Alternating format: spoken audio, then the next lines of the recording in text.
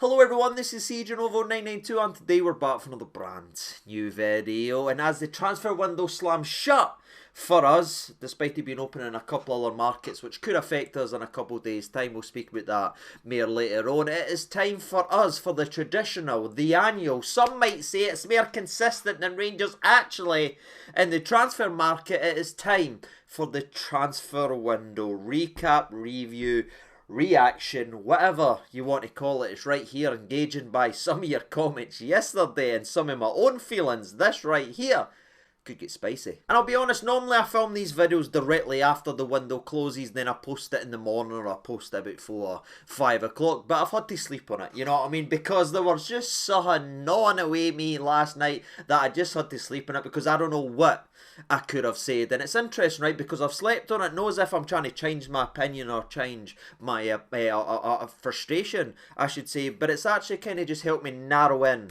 on my focus, so I'm not scattered all over the place. I'm more focused on my frustration, and if there's ever a summary in this channel right here, it's probably that right there. So if you give me a couple minutes of your time, me and you could sit here and discuss the transfer window, the good, the bad, and the frustration, as we will also talk about a couple players I still think will leave very shortly out on loan. And aye, if you do find yourself enjoying the channel anytime, please consider hitting that like button. We're now on a 17-week streak, baby, in terms of 1,000 likes a video. It's crazy for a channel our size, but you're absolutely killing it lately, and honestly it's just great to see so many people actually hitting a like button because it shows you're enjoying the content. But if you could help us out, that'd be greatly appreciated, as we are trying to reach 70k, or if you'd rather wait to see if this video's worth it, that is fair enough. And let's go ahead and get in it. And as the transfer window slammed shut for us in terms of bringing in people, ladies and gentlemen, the transfer window finished with us having signed 3 players in January, one of them being Fabio Silva, another one being diomande, and the third and final one was a deadline day signing of Oscar Cortes. And I'm going to start there because if we're talking about frustration, that is one of my main frustrations, and I didn't like what we done with this laddie, you know what I mean. I said it in last night's video and I'm saying it again. Oscar Cortes was someone that was announced on deadline day, but he's not a deadline day signing, if you catch my drift. He was signed the day before, troops. He came, done his interviews, done the training the day before we actually announced him, and it makes me very uncomfortable the way we work this and the way we use this to try and so late on the deadline day to make it appear as if we were grinding and fighting and grafting to try and get this done to the last couple hours of the transfer window. It was our full focus and we got it nailed bang on 9 o'clock, and it was just too late to announce anything else or too late to work on anything else. That's what it was appeared or allowed to be appeared, you know what I mean. They just pushed out there and they never said it or anything like that, but they let it sink in to everyone's minds. Look, it's took to 9 o'clock, we can't day anything else. I didn't like that, I'll be honest with you, you know what I mean. I didn't need to toe any company lines. I blow my own trumpet, if you will, and no one like a Marlon Manson type of way. I'm just say what I feel all the time, and me and you discuss it. I'm not held accountable to anybody besides yourself, and we often disagree, we often look at things differently, but it's always in a good footballing conversation type of way. And for me, the way we handled this and let this eke out and the way it made it appear to actually be done just wasn't right. We all knew he had signed before, and dragging him out brings unnecessary negativity towards what for me is a positive signing for this football club. We chucked him out there, we threw him to the lines, then we're like, look, we signed him at 9 o'clock 2 hours before the window closed. Is everyone buzzing?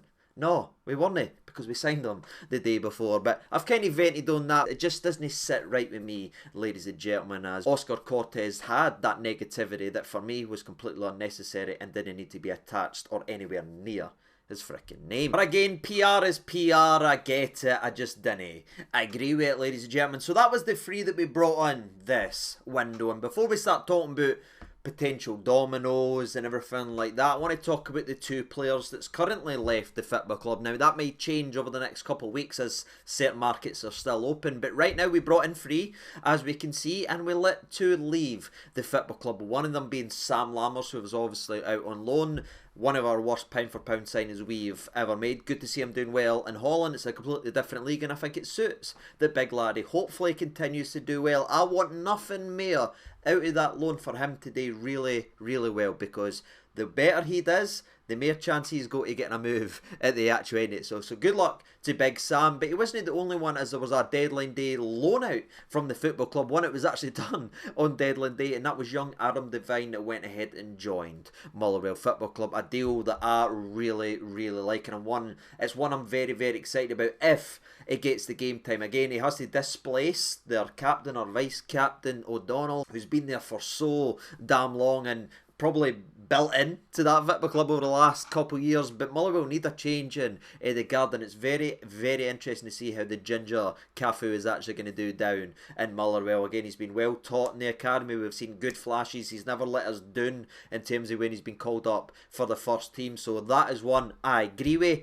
excited with, and Motherwell fans should be excited if he's given an opportunity to go in the park, grow, make mistakes, learn and get better. Very interested to see what he does with that. But that is it in terms of outs. There was no a big sale, or wasn't it this getting chucked out again. There could potentially be, but that was it. 3 in, 2 loaned out. Now, of course, there was a heavy rumour that continued to follow, and I imagine the likes of the Oscar Cortes, they was maybe held up to deadline day in case we were going to make other moves, so we could have done a double excitement or a double announcement, or it was held until deadline day in case this man wasn't moved on, and then we needed something to talk about, or it'd have been an absolute nightmare in terms of PR for Rangers not signing anybody on deadline day. And that takes me to the very interesting domino that I believe was involved, or central to everything this transfer window, and that was Ridvan Yilmaz. I don't think Rangers were expecting him to start hitting the ground running and start performing, and the mere links that he got and the bids apparently came for Galatasaray. The same journalist that's broke Vital story after Vital story has talked about this one pretty heavily, so there is a bit of credibility if you want in there. And apparently the valuation or the bid from Galatasaray didn't meet our evaluation of the player, which in my opinion, if that number was correct, it was fired out, only €4.5 million. Doesn't fill me with confidence either, but well done to Rangers for no budging, as Galatasaray continued to penny pinch despite selling one of the players for 30 million this window. We didn't have a board panic. We never had a board try and force somebody lower than the value. Something we've made mistakes in previous seasons, so we stuck to our guns in terms of Ridvan Yilmaz. And I'll tell you something right now, he might have been central. If he went, we could have spent some money paying the compensation to the Cyprus team so we could get Jeff there. Like, he could have been used to do this. I get all that, and that could have made a great aspect and everything like that. But what I do see is we've now got a left back who's first choice, performing at a high level and being very, very effective going forward and defensively. And that's no sign we've had in a very, very long time. And I think if he can keep playing, if he can keep showing he can play games week in and week out and perform at that level, guess what happens at the end of the season? If another bid is going to come in for him, it'll be more than €4.5 million. This is I'm raging, never sold them, or we've really sold the jerseys with this one. No, I think we've actually done the right thing keeping the laddie, because he is an asset. There's no many in this Rangers team. The longer you watch today's video, you'll probably hear little snippets about that, as there's a lot of people on high wages that no one wants to come anywhere near. But Ridvan Yilmaz is a young laddie who's a Turkish international who's only going to get better, and he's on the way up. That's why teams are sniffing about him. Give him 6 months of game time, see if he can continue to play that, and then if we want to move him on in the summer, if he's one of the assets, the only real assets that we've got to sell in the summer, then fair enough. I can guarantee it'll be more than €4.5 million if he continues to perform like that. But again, he never moved, and for me, I think that stalled any potential deal or business that could have happened on deadline day. A loan that was expected to happen but didn't happen just yet is obviously Jose Cifuentes, who is still expected to leave, as the other markets he's linked with, the likes of Brazil and all that,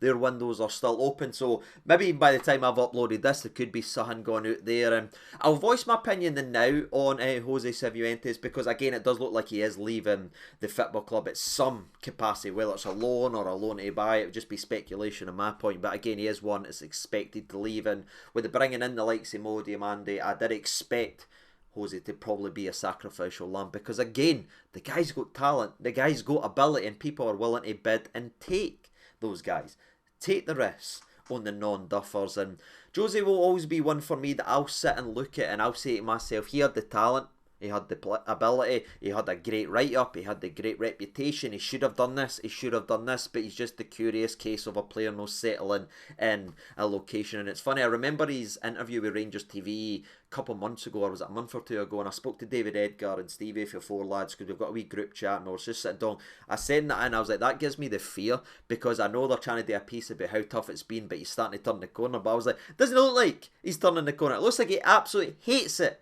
being here, and it just shows you, right? I can sit here and read you the stats, I can read you scout reports, I can read you things for people that actually work in football, managers, coaches, pundits, saying this guy's great, this guy's great, you know what I mean? They know what they're talking about. I didn't. They know what they're talking about, but it doesn't matter if they can come to a country, if they come to a place and they just can't settle, and that's one of the reasons apparently that Jose is going to be leaving this football club. He hasn't settled to life, to Glasgow. From LA to Glasgow, it is slightly different, but yeah, he's expected to move on. But I'm not going to dive too deep into this. I just wanted to give you my opinions in case it goes on and happens, as we won't be making an individual video on it. Very disappointed how it's went, but there's nothing we can do if a guy can't settle again. Hopefully Sutton turns round there, because he has got ability, and the 2 million mark that's apparently going to cost is £1 million profit on what we actually bought him on. So yeah, we made a profit, but he'll be one of the guys that he'll go to a place and he'll start turning heads again and he'll get a move, and he'll be one of the guys we sit back and look at and say, how did we let him go? It's simple.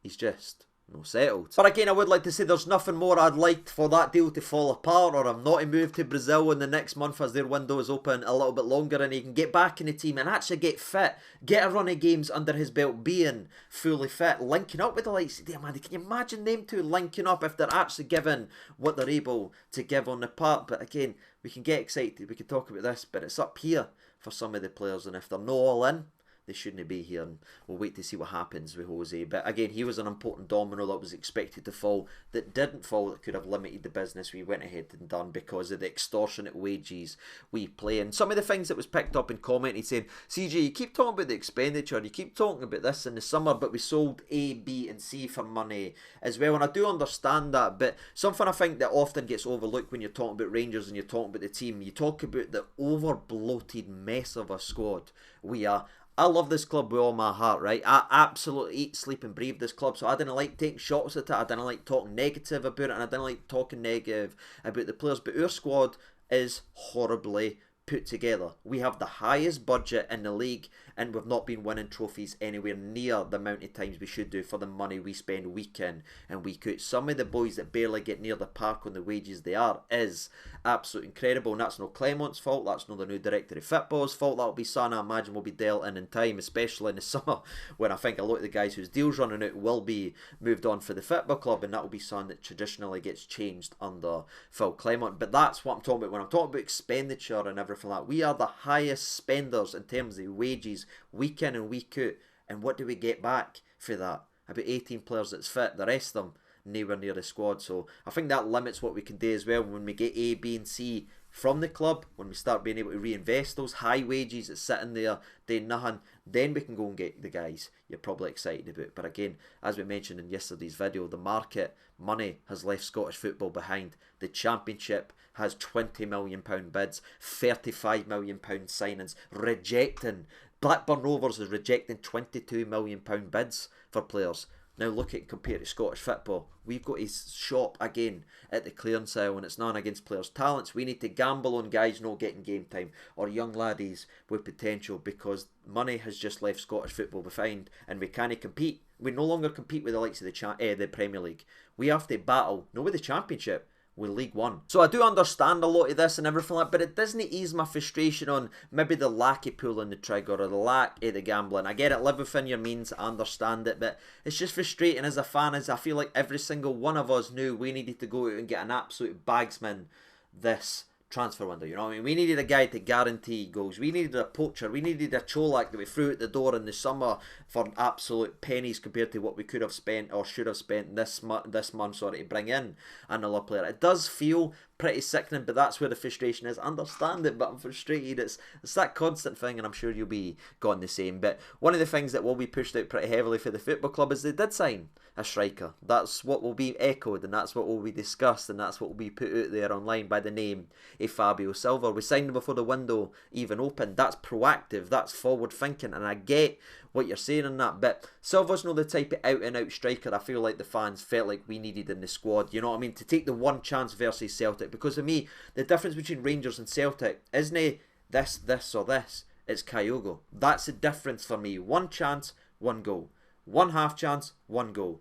We have chance, miss. Chance, miss. And that's not a Dessa's problem. That's not me taking shots at this guy. It was a Morelos problem as well. He needed, 25 games before he started scoring versus Celtic. It's been a problem for a long time having that natural instinct forward right there in the forward line versus Celtic. And every time it comes up, we need strikers to create 5 or 6 chances. And in those big games, and against the Old Firm, you didn't get 5 or 6 chances. We felt like we needed a bagsman. We never really got it. Hopefully Fabio Silva ends up being the striker we need him to be. Or Dessers, who again is just 6 months into the job after an expensive expenditure bringing him in. Hopefully he can keep going because he's feeling confident now. And I'd love nothing more than that big Larry to take his next moment versus Celtic. But all you can do is judge people on the line of work and what they've done so far. And he's had his moment.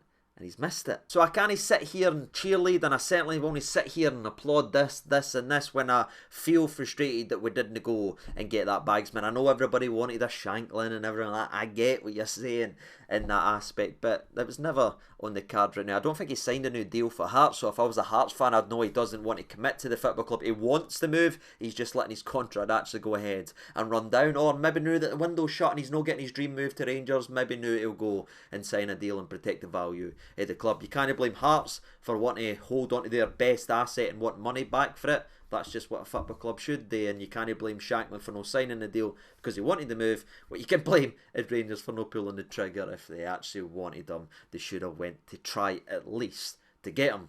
But apparently there wasn't even a conversation. Was it waiting for Yilmaz to go? Was it waiting for this guy to go? Maybe, but as it stood, we never spoke to him, so that's why there wasn't a rumour video. And it's interesting because I made a video about halfway through January, or was it just near the start of January actually, where I talked about the positions I wanted filled in the summer, and I'm going to go back and reflect on that. I talked about wanting a striker. We never got it. I know Fabio Silva's technically a striker, but he's a guy that can play anywhere across the line. I wanted an absolute killer in front of goal. We never got it, unfortunately. I wanted a right winger, which I believe we did go ahead and get with Oscar Cortes, so very happy with that one. I wanted a centre mid improvement, somebody that can actually play games of football and not be injured constantly. I believe we got that in Diomande. Very happy on that. But I also wanted a centre half, and that's maybe nobody's talking about wanting a centre back that can win a header apart from me. That's what I wanted. We've got Ben Davies. We spent $3.5 million on. The boy does more nights in Edmondson House than he actually does on the park these days. That's infuriating for me that situation still isn't resolved. But he picked up injuries. Can he be moved on just like a couple of other people in January? And that's where we are. So on paper, you look at it. We did get a striker. We did get a right winger. We did get a centre mid. Great. Agree with 2 of them. First in obviously remains to be seen, but that's my thoughts and opinions on the window. I feel like we got good players in.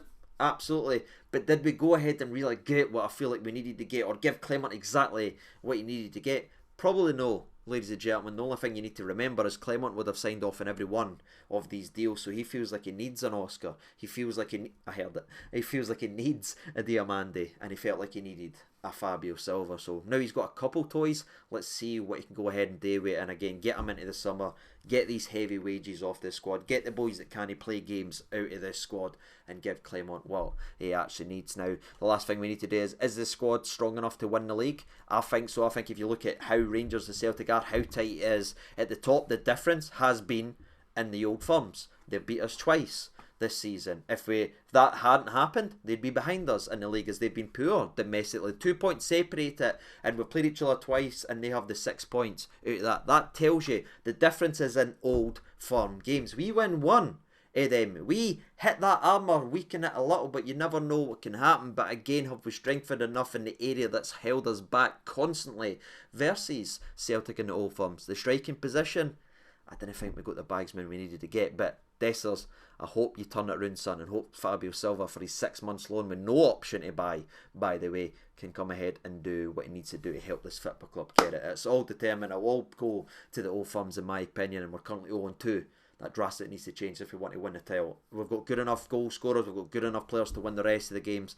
It's when the nitty gritty comes head to head, we will be judged, and so far our strikers haven't been good enough. But Silva's not had a chance. Maybe go ahead and take it. What about you? Let me know your thoughts and opinions in this window. It's been a frustrating window. We covered some of the positions I feel like we needed to cover, with loan, with obligations to buy, great moves in Diomande and get it. I understand pushing it to the summer so we can work it that way, but disappointing in a couple of areas, but delighted we kept Ridvan Yilmaz. What about you? Let me know your thoughts and opinions down there in the old comment section below. And real interested to see what people are going to be saying. Are you happy? And if you didn't mind, let me know what you rate the transfer window to 10. I'd say 5. 5 maybe. Possibility to go to a 7 if the players hit the ground running, but it's a lot of young laddies we've brought in and we need them to be a success. But until then, until your comments, I've been Sage92. Thank you so much for watching. I'll see you tomorrow after the game. All the best and bye bye.